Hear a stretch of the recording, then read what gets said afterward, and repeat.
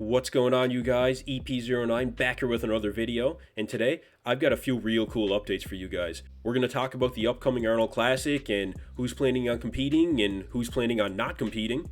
We've got an update from HorseMD, who we haven't heard from in a while. I've got some info on Samson Dauda, and he actually recounts some of the moments leading up to his on-stage debut standing next to Big Ramy at the Olympia. And we're going to hear from Steve Weinberger on exactly why Big Ramy placed where he did at this year's Olympia. So stay tuned, this is going to be a good one, you guys. So yeah, to start this one off, we're starting to hear about a couple of competitors that'll be doing the Arnold Classic coming up in March in Ohio. But first, I wanted to talk about Nick Walker, who's made his decision on the upcoming Arnold Classic. Nick posted some recent photos on his Instagram showing his physique only days after the Mr. Olympia. So Nick is back in the gym, and Nick looks like he's trying to hold on to some of that conditioning for at least a little bit longer anyway. But I'm sure it won't be long until he goes back to being around, 290 or 300 again. Because his plan for this upcoming offseason is to make the necessary improvements to move up another couple of spots at the Olympia, of course. Man, I'd be really interested to know what his weight is right now, too. He looks huge in these update pictures, so I can only imagine what he's going to look like with the extra size he plans to put on over the next 11 months. Nick said the plan is to put on the size in the right places and bring his waist down even more before the 28-23 Olympia in Florida, so Nick has his sights set on the next year's Olympia. And as I kind of expected, Nick made an announcement regarding the upcoming Arnold Classic when he was answering some questions on his Instagram. Check it out.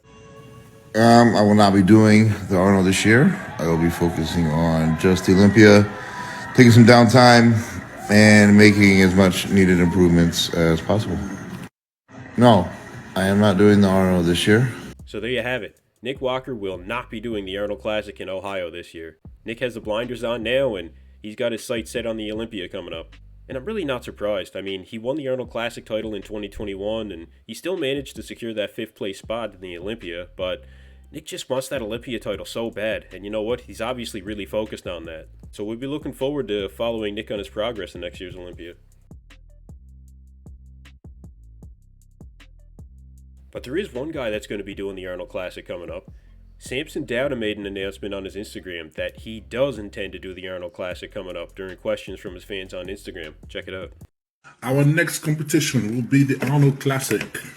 So I'm going to have a few weeks of rest, give the body a break, and then we're going to get playing for the Arnold Classic in March. So it's just about 10 weeks from now. So yes, that will be our next competition. Arnold Classic in Ohio. And I'm excited going in that one because it's what I want to win. So yeah, man, Arnold Classic, we're coming. So there hasn't been many guys that confirmed whether or not they were doing the Arnold Classic coming up. The only other one I heard of so far was Rafael Brando. And there's a rumor about Big Ramy maybe doing the Arnold Classic coming up, but I'll get into that a little bit later in this video. But yeah, as of right now, if I had to pick a winner, I'd put my money on Samson. He has a little under 10 weeks to be ready for the stage again, so I'd imagine that he'll take a little bit of downtime and hold on to a decent amount of conditioning and be ready for the stage again in March. I think Samson could improve on his conditioning in that amount of time, so we may even see a better Samson at the Arnold Classic than at the Olympia. It's no doubt that Samson really had to work hard to get in as good a shape as he did for the Olympia, and he actually went on Fouad's podcast to recount some of the moments backstage leading up to the initial quarter turns where he was standing next to Big Ramy, and basically that changed his career forever. He recounts some of the reactions from people backstage and how he was feeling in the hours and moments leading up to the defining moment in his career, so hey, check it out, it was pretty cool. So we walked out, and obviously we're the two last guys right at the edge. Yeah. And I'm like, forget them guys. That's the guy. Yeah. And so I made sure I went up, step up close to him, and be like, you know what? Hell, let's pose your ass off next to him. Don't back down no matter what. Yeah. So kind of did that. Even though I didn't feel confident at the time, but I was like, nah, I'm gonna do this anyway. Yeah. And then I went back onto the backstage. Yeah. And then I remember it was this atmosphere just changed. And people came up to me going, dude, you're just sizing up the Big Ramy. That's right. And I'm like, what? He's like, bro, we all just went, oh, the minute you stood next to him. Yeah. He goes, it is crazy. Yeah. And at that point was when I actually go, okay. The confidence went up. Yeah, I encourage you guys to all go watch Fouad's full podcast with Samson. It was actually really, really cool to hear some of the stories from his perspective. Samson actually said at one point he looked around backstage and felt like he was just surrounded by monsters. Almost as if he was being outsized is what it sounded like. But I said in my previous video on politics and controversy and pressure, the nerves can get to you before the show. Anyway, we'll see what kind of package Samson and Milos bring to the Arnold Classic stage in March. Let me know down in the comments below how you think Samson will do at the Arnold, and if you think there's anyone out there that could challenge him. Speaking of Milos, there's a couple of updates on Milos actually. First off, I know that Milos has COVID right now, so I hope that he gets better soon. Get better soon, Milos. But he actually commented on a post that I made on a video posted by Bodybuilding News Network on YouTube. He was interviewed by Sanch over there that owns the channel when he was at the Olympia. So go check out Sanch and Bodybuilding News Network too. Sanch worked really hard over the Olympia weekend and has some really cool interviews and content over there, so go check it out. So I made a comment that Milos was biased towards Samson, and Milos actually replied to my post, where I guess he felt he had to explain exactly why he thought Samson should have placed higher, as you can see here. But he did say that he could be a bit biased, which he absolutely was. But I mean, it was hard not to be excited by Samson this year, even for his coach. Anyway, I told Milos if he ever needs a fan's perspective that he can get a hold of me anytime. Anyway, Milos does actually have a new client too. HorseMD, Marcelo De Angelis. He's teamed up with Milos for this year's upcoming bodybuilding season, and it's been a while since we heard anything from HorseMD. He hasn't really announced any competition plans to my knowledge, but let me know down in the comments below if you do know if HorseMD has any plans to compete. Since he's from Brazil and I don't speak his language and he mostly just posts in his language, I could have missed something. But what I do know is that it looks like he'll be doing the Open again and not going back to Classic Physique. He turned pro in the Open, and I guess he's planning on making a return to the Open stage. Nick Strength and Power actually named him one of the most aesthetic guys in men's Open during his last competition season. So I guess we'll see what the next set of plans are for HorseMD under Milos. Next up, we heard from Steve Weinberger during a recent interview with Tarek El Guindy on the Olympia TV channel. This interview featured Bob Cicherillo and Steve and Tarek, as well as Hadi Chupin and Hani Rambod showed up. But before Hani and Hadi signed in on the video, Steve told us exactly why Big Ramy placed exactly where he did this year at the Olympia, and Steve did not hold back. Check it out. It was very disappointing. His legs were not what they should have been. His back wasn't what he should have been. His condition was off. His body parts were off. And honestly, it did not look like the Ramy of 2020.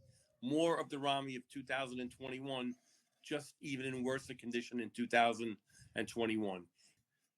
I think 220 was the best Ramy, and the New York Pro was the second best Ramy.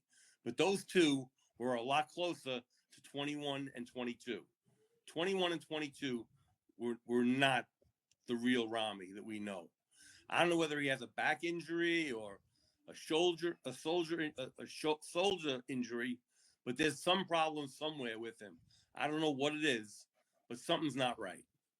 So for Steve Weinberger to say all of that, honestly I'm surprised that Ramy didn't place even lower than 5th place. At least 6th behind Samson, but the rumors going around now is that Big Ramy might be considering doing the upcoming Arnold as well. And I personally think that he should take some more time away from the stage instead of rushing back into a show. I mean, especially at this stage in his career, being a 2-time Olympia winner, Ramy can't show up and just take any less than a win in any competition he does, or people will just continue to lose confidence in him.